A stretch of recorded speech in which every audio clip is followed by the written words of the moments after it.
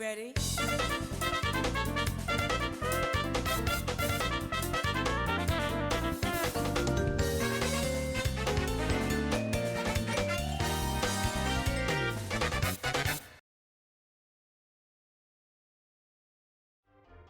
At the beginning of the year, I made a short about some backlog RPGs I wanted to play through, and I finally got another one done. Illusion of Gaia has been on my backlog for, like over a decade or something. It's part of what is known as the Quintet Trilogy, or Heaven and Earth Trilogy of games, that consists of Soul Blazer, Illusion of Gaia, and Terranigma. Out of all three of these games, I've only ever played some of Terranigma back in the day on some fan-translated ROM that didn't work correctly. But I've had a couple of friends through life and online speak very highly of Illusion of Gaia, and it was about damn time I experienced it myself. The Super Nintendo is my favorite console ever, so I honestly have high expectations for a game on the system, published by Enix. Let's take a look at this RPG from the early 90s and see if we have yet another Super Nintendo banger on our hands. Illusion of Gaia has you play as Will, a seemingly ordinary boy from the town of South Cape. That's all I am. Just a regular human bartender. That vows to travel the world and meet his father. By accessing the dark space, Will meets Gaia that tells him he needs to, you guessed it, save the world. Oh shit, here we go again. So Will and his friendos go out into the unknown to dungeon crawl through ruins, towns, and exotic locales to find mystic statues to prevent approaching evil.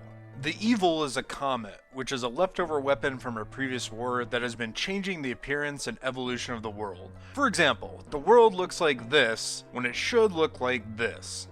As I played the game, it was everything that was linked to our real world that I found the most interesting, like exploring the Great Wall of China or the pyramids of Egypt. Seeing flashes of modern culture during story points where it's revealed what the world in Illusion of Gaia should be. But that's where my interest in the story and characters ends though. I actually found most of the plot and people you travel with and encounter to be pretty boring. There's some good developing scenes, like when Will and Kara are adrift on a raft and have to survive, and you start to get the idea that they'll develop into more than just friends, but stuff like this is very few and far between. I didn't find any development in side stories with Will's friends exciting. Outside of Will and Kara, there's just very little presented to you, as if the expectation is just go along with it. Honestly, all I cared about was the world as a whole and just getting to the next dungeon, so anything that didn't have to do with that just had me wanting to spam through dialogue, as nothing else really captivated me.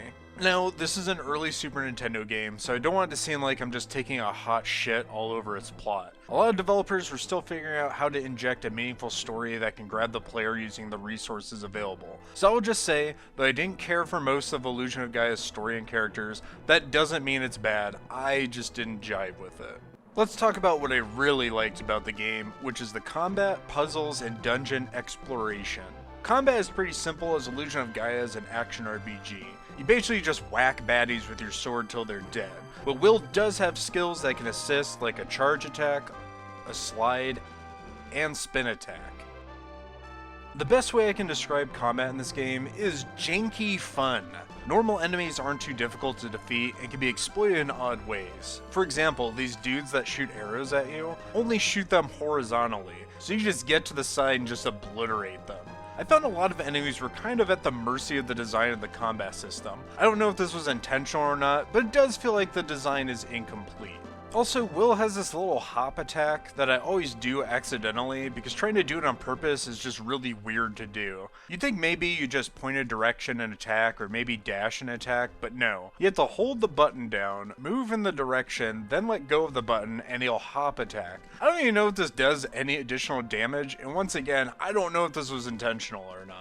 Will's slide has an awesome bug. At least, I think it's a bug. If you get to the correct range from the enemy, you can actually hit an enemy twice with this slide. It's like his hitbox stays active for a really long time, which is awesome because it does really good damage when you can land 2 hits with it. The combat just feels like it's kind of broken, and I like that. Cool little things you find, whether designed purposely or not, are goofy and fun for me, and defeating enemies in this game is pretty satisfying. But Will's coolest powers are the abilities to transform into 2 other forms in the dark space, Freedan the Dark Knight and Shadow.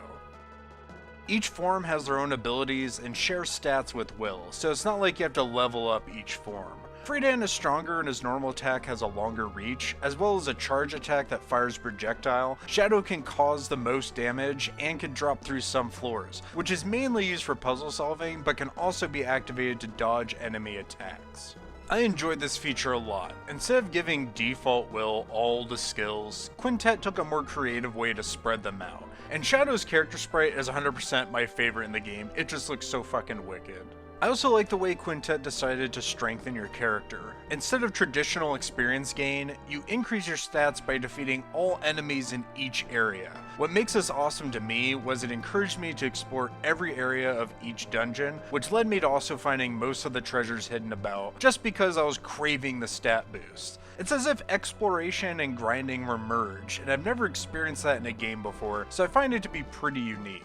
And the dungeons themselves are pretty fun as well. Solving the puzzles is definitely a big part of the appeal of this game. They range from just hitting switches, or finding and raging items, to going back and forth between forms to progress. For example, there'll be several parts where you need to kill an enemy to reveal a new path, but you have to switch to Freedan to get a long enough reach to destroy the enemy. It's adding a puzzle solving layer on top of the combat. In fact, one could say the combat, puzzle solving, and exploration is all rolled into one instead of mainly being separate. I think that's a great idea, and lots of RPGs kind of do this in parts of their games, but throughout Illusion of Gaia, it's pretty much a constant. Once again, it makes this game unique as well as stand out from other titles, and I just think it's a great idea. Another aspect of this game I love is where the challenge of the game comes into play, and that is with boss fights, as it should be. All other combat feels really easy, but you get good difficulty spikes with the bosses. They have way more attacks and deal way more damage, so you actually need to dodge and think. All the bosses have patterns to learn, so they may actually take a few tries, plus most of them look awesome. Like this boss fight with this giant pharaoh lady. You can't just mash attacks and hope to survive. With each hit, she turns into ghosts that chase you. You have to use the environment to get around her shit, and it was a pretty tough challenge at first. And do yourself a favor and learn and remember these boss patterns, because in classic Quintet Enix fashion, you will fight all of them again in a boss rush. The final thing I want to talk about is that I think this is one of those games that would benefit from a remake. Mainly because I think some updated graphics and character models with expressions and actions could make important plot points hit harder, along with maybe some expanded dialogue and additional scenes. Here's an example. There's this character called the Jackal, which is basically just a mercenary. He gets the jump on Will and Kara in the pyramid, and then 1 minute later gets set on fire and dies. I was just like, okay, that fucker's dead, whatever. Who was he? Why was he so super important? Nothing was really built up about this guy, so I really didn't care. I'd love to see this scene with better graphics. I think it would be gnarly. That, and the scene where a pig named Hamlet gets roasted and his spirit comes out of his dead body to give exposition of the pig sacrifice. Like, what the fuck? A lot of gamers say this game is a classic or a gem. I don't think Illusion of Gaia is that great. Like, it's light years away from games like Chrono Trigger, Secret of Mana, or Final Fantasy VI, but it's definitely not bad at all. The fun combat, dungeons, and boss fights make it worth playing in my opinion. The game also isn't even that long, only like 15 hours, so there's a good chance that if you pick it up, you'll end up beating it. So if you've had it in your backlog as long as I have, I suggest just playing it already. Have you played Illusion of Gaia? What did you think of it? Feel free to share your thoughts. Thank you for watching.